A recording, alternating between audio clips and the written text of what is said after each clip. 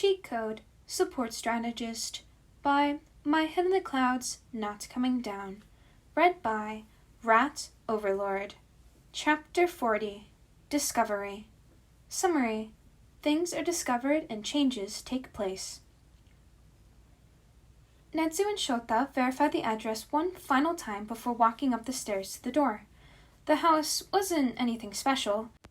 It was a medium-sized house, appropriate for the number of foster children the couple had on record, and was a little bit run down, but overall it was exactly what Shota had expected. Netsu gave a few sharp raps at the door, and there was a sound of someone running to the door before one of the younger kids yanked it open. "Hello there," Netsu chirped happily. "We're looking for the adults of the house. Can you please go get them for us?" The kid nodded and ran back into the home, passing several eavesdropping children who instantly ducked behind the walls as soon as they caught Shota looking in their direction, only to peek around the corner once again after a few seconds. As they waited, Shota caught some movement further back inside the house, and he almost smiled when he saw Shinso coming down the stairs. The moment he made eye contact with the kid, however, Shinso froze. It was only a split-second reaction, and Shota supposed it made sense with seeing his teacher out of context, but Shinso really should have been expecting the visit with how well he'd done in the sports festival. He waited for Shinso to come say hello, but all he got was a small smile and a wave before the kid turned away and continued into one of the other rooms. Shota frowned. That was odd. It was only another few seconds later that the parents appeared, pushing Shinso's weird behavior from his mind for the moment. The woman hid partially behind the man, who was large, and grinned widely as he greeted them. "Hello, what can I do for you today?" "My name is Netsu. I am the principal of UA High School," Netsu introduced himself. "And this is Aizawa, one of the teachers there. We were hoping to have a discussion with you about one of your foster children, Shinso Hitoshi." Hesitantly, the man's face soured. "Of course. We saw the sports festival, so we know what this is about. Come on in." Shota and Netsu exchanged a confused glance as they followed the couple into the house. If they had watched the sports festival and knew that Shinso was getting into the hero course, then why weren't they happy for him? Winning the sports festival like Shinso had done wasn't exactly a small accomplishment, so they should be proud of their son. But they weren't acting that way at all. They were led into the living room and sat down at the couch as the couple of kids ran out of the room to give them some privacy. The couple sat down across from them, and before Netsu could say anything, the woman started apologizing. "We're so sorry! We had no idea that Shinso was going to take advantage of his classmates like that!" "His behavior was unacceptable, so rest assured that he is being dealt with accordingly," the man continued. "But of course, we're willing to accept any punishment the school gives him as well. We have no idea what was going through that boy's head." Shota just blinked in shock, unable to think of anything to say to that, and Netsu's smile looked like it had been glued on his face as he responded. "I'm afraid I'm not quite sure what you mean. Shinso won the sports festival due to his own merit." "He didn't even give those poor kids a chance to fight back!" the woman exclaimed. "We knew things would be difficult, taking in a child with a villain's quirk, but, well, we thought he was more respectable than to lie to everyone like he did." "We're making him write apology letters," the man offered. "Lying about the way his quirk worked was completely unfair to the other students, so he'll be delivering letters explaining how it works as soon as the classes start up again." Things were clicking into place, and Shota didn't like what he was seeing. Letters. The couple hadn't said that they were making Shinso apologize. They were making him write letters, which were a non-verbal form of communication that wouldn't risk activating his quirk. And then, when they'd seen him earlier, Shinso hadn't said anything. He just waved. How long has it been since he was able to talk at home? "Are you telling me that you're punishing him for winning the sports festival?" he asked numbly. "He didn't win fairly," the man said. "He didn't even give those other kids a fair shot at fighting back. Hiding his quirk activation was a completely valid strategy within the rules of the exercise," Netsu replied, far too politely. "I'm sorry that you feel that he was fighting dirty, but we do encourage our students to push every advantage that they can, both against villains and against each other, and Shinso did very well at that. Apology letters won't be necessary." The couple looked confused. But Perhaps we should talk to Shinso alone, Shota interrupted. We have a few things we'd like to discuss about his transfer into the hero course. But the boy is acting like a villain! The man raised his voice. You can't honestly look me in the eye and say that what he did was okay! Shinso, please, Netsu said, leaving no room for argument. Thank you! The couple looked at each other for a long moment when the man simply nodded and they both stood. We'll go get him. Just wait here. Shota waited until they left before he softly growled. What the actual fuck? This is very concerning, Netsu murmured. But there isn't any evidence of physical abuse, and the children are obviously materially well provided for. Is there any way that we can get him out of here? Shota said, keeping his voice down as he saw a few of the other kids peek around the corner. These people aren't going to help him be a hero. Making him reveal his activation requirements? There's a reason he hid them in the first place, if all the villains knew them. We can't simply bring a case against them, but... Netsu's eyes lit up. There might be a loophole or two that we can take advantage of! Shota looked at him suspiciously. What are you...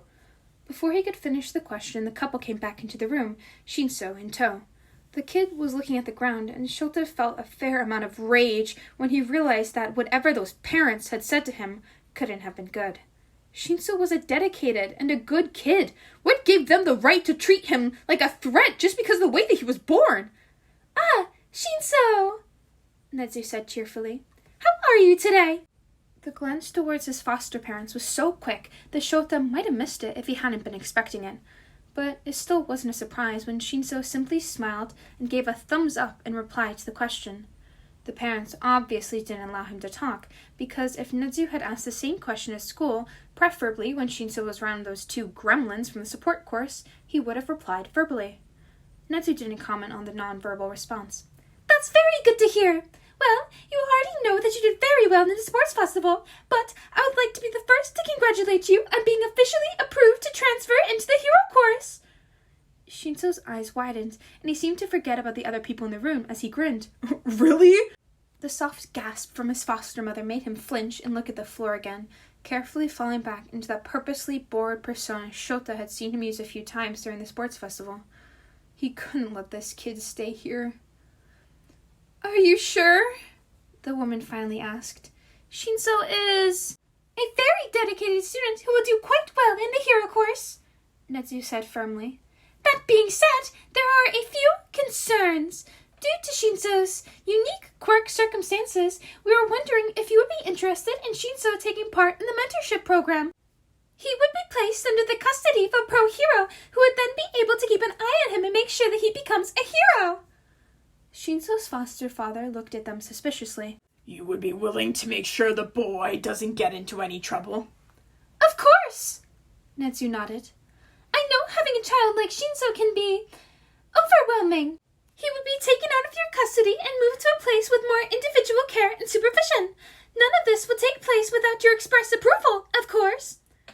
Shota saw a spark of fear pass behind Shinso's eyes, and he tried to catch his eye. He didn't know what exactly Netsu was trying to do either, but he'd known the rat long enough that he trusted him.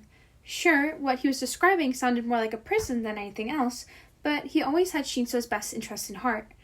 Shota could only trust that he knew what he was doing and hope that Shinso did the same. So, he wouldn't be our foster child anymore? The woman asked hesitantly. No, Netsu answered. He would be placed into the custody of a pro hero. And you'd make sure he stays on the right side of the law? The man confirmed. Of course! Netsu's smile was outwardly polite, but Shota could see his annoyance coming through underneath, which was oddly comforting. So? The couple whispered amongst themselves for a few minutes, and Shota tuned it out after the first few sentences. It was clear that they didn't trust Shinso, and probably never would, but he still didn't trust himself to not do something he'd regret if he had to sit here and listen to them treat him like a villain. Finally, the couple turned back towards them, and the man started talking, glancing towards his wife for confirmation. I think that would be for the best. When would he be leaving? Oh, immediately! Netsu grinned widely. We already have a hero lined up to take him in, so we'd like to move forward as soon as possible. Shinso was obviously trying to hide his panic, so Shota simply stood and placed a comforting hand on his shoulder. Well, kid, let's go grab your things. Shinso nodded slowly as Netsu explained the necessary paperwork. Aizawa followed the kid upstairs, grateful to get away from that room. The room Shinso led him to was mostly bare and screamed of a kid who was used to not even having time to unpack before moving to the next home. It only took him a few minutes to shove everything he owned into a garbage bag as Shota stood there awkwardly, wondering if he shouldn't offer help. Soon enough, Shinso hauled the bag over his shoulder and nodded silently before heading back downstairs. Netsu was already standing by the door and waiting for them when he got downstairs. "Are you ready? Perfect! Well then, let's be on our way!" Shinso didn't seem to have any desire to say goodbye to anyone, so they just led him outside, and Shota opened the door to the back seat of the car and allowed him to slide in. Then they were off, and Shinso didn't even spare his old home a backward glance. He did look curious, however, which was understandable, considering that Shota was just as confused as he was. He cleared his throat. You're allowed to talk, you know. We're not going to punish you for asking questions. Shinso looked surprised, but still hesitated before saying anything. So, where are we going? "Oh, that's easy," Netsu chirped. "We're going to the home of Eraserhead and Present Mike. Aizawa will be taking custody of you, after all." "I think maybe we should turn it upside down," Isuku suggested. "Or maybe we should make a 3D model of it to see if it looks any different." For the past few days, Mei and Isuku had spent every moment they could in the halls of UA, trying to figure out the tunnels. They probably would have slept there too, but both security and their parents had taken issue with that, so they settled for waking up early and exploring until security kicked them out after sunset. So far, they had identified a dozen different entrances, but each one was protected by a unique riddle, so they hadn't been able to get into any of them yet. Mei chewed at the end of her pencil as she looked at the puzzle again. "Wait! What if it's about directions? It spins, right?" Isugu nodded and spun the map a quarter turn. He had hated it in his first week because why put a map of UA on a wall if it was incorrect? He'd gotten lost a few times trying to follow it until an upperclassman from the business course had taken pity on him and pointed out that the map itself was inaccurate. He'd written it off as an old map before a remodel at the time, but now that he knew it was a clue to a secret entrance, it made a lot more sense. Isugu looked at it again. "Wait, turn it right side up again. It says you are here, right? But the arrow was pointing at the cafeteria, not where we are." "Oh, you're right!" Mei grinned. "So, we should look in the cafeteria. Maybe there's a clue there." Actually, I think you were right about directions," Isugu said. "If we start at the cafeteria, what turns would we take to get to where we are now?" Mei grabbed his hand and yanked him down the hallway. "Well, there's only one way to find out!" Tenya Ida closed the door behind him and finally broke down. His brother was paralyzed. There was no hope of him ever regaining the use of his legs, and he would have to retire as a hero, all because some villain got it into his head that he should maim and murder heroes. He didn't understand how Tensei could be so nonchalant about the whole thing. Why did Tenya have to be angry enough about it for the both of them? He took off his glasses and wiped his eyes, then put them back on. There was no point in crying when he could take action. He was a hero. He was training to defeat villains. He couldn't just sit here and cry when he should be preparing to defeat Stain and make him regret ever making an enemy out of the Idas. Guess bedroom is down the hall. Shota explained awkwardly. Bathroom's on the right, and we can probably get you some more clothes and stuff once you're more settled in. Shinso nodded silently and disappeared into his new room as Shota sighed in exhaustion and reminded himself that putting Shinso with him and Hisashi was the best option. They could pass off the change in custody as protecting an at-risk youth, and because the original foster parents had approved the transfer and given their express approval, no one would question a pair of heroes taking protective custody until they were actually able to get a foster license. As much as he hated uprooting the kid, Shinso deserved a life in a place where he was allowed to speak. He glanced over the couch where Hisashi was giving him a knowing grin, and Shota scowled. Don't even say it. Isuku read the directions out loud as Mei turned the map. Left, left, right, left, right, right, left. They both held their breath as they looked at the map, which was probably the only reason that they were able to hear the quiet click as the latch unlocked and one of the tiles in the floor beneath them popped up. They shared an excited look before rushing to it, pulling it up like a trap door. Then they dropped down into the small tunnel and pulled the entrance closed behind them. "Well, Izu-kun," May grinned maniacally in the low light, "are you ready to explore UA?" As always, I hope you enjoyed listening, as I enjoyed making this, and if you did, feel free to leave a like and comment down below. I always love hearing from you, and you should definitely think about subscribing so you can stay up to date with whenever I post. And as always, hydrate, not dihydrate, and love yourself.